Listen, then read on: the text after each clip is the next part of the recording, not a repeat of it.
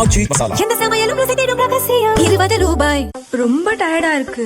இயற்கையான டேட்ஸ், பாதாம், பிஸ்தா, cash and honey கொண்டு தயாரிக்கப்பட்ட lion date nut bytes.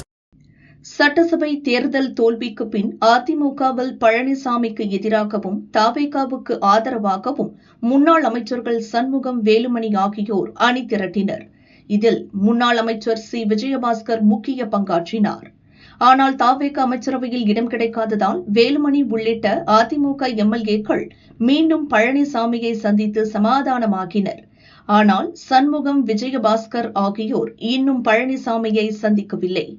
MLA பதவியை ராஜினாமா செய்துவிட்டு தவேகா அல்லது திமுகவில் இணைய விஜயபாஸ்கர் தீவிர முயற்சி செய்து வருகிறார். இதுவரை அமைதியாக இருந்த விஜயபாஸ்கர் நேற்று பொங்கிவிட்டார். அவர் தன் சமூக வலைதள பதிவில் உழைக்கும் உண்மை தொண்டர்களை எதிரிகளாக பார்க்கும் தலைமையும், கேள்வி கேட்பதையே குற்றமாக பார்க்கும் அரசியலும் வெற்றிக்கான பாதையல்ல. வரலாறு நினைவில் வைத்திருப்பது எத்தனை பேரை நீக்கினோம் என்பதையல்ல, எத்தனை பேரை ஒன்றிணைத்தோம், எத்தனை களங்களை வென்றெடுத்தோம் என்பதைதான் என குறிப்பிட்டுள்ளார். இதற்கிடையே கடந்த 13ஆம் தேதி அதிமுக தலைமை அலுவலகத்தில் நடந்த ஆலோசனைக் கூட்டத்தில் பழனிசாமியின் மகன் மிதுனை நேரடி அரசியலுக்கு கொண்டு வருமாறு பழனிசாமியிடம் நிர்வாகிகள் சிலர் கூறியுள்ளனர். மிதுனுக்கு இளைஞர் அணி அல்லது தகவல் தொழில்நுட்ப அணியில் பதவி கொடுக்க பழனிசாமி ஆதரவாளர்கள் வலியுறுத்தி வருகின்றனர்.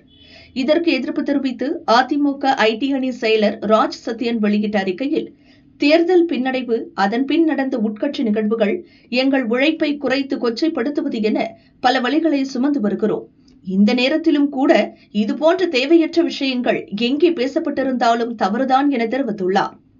ஏற்கனவே தனக்கு எதிராக முன்னாள் அமைச்சர்கள் வெளிப்படையாக பேசும் நிலையில் மகனை அரசியலுக்கு கொண்டுவரும் முயற்சிக்கும் எதிர்ப்பு எழுந்துள்ளதால் கடும் அதிருப்தியில் பழனிசாமி இருக்கிறார்.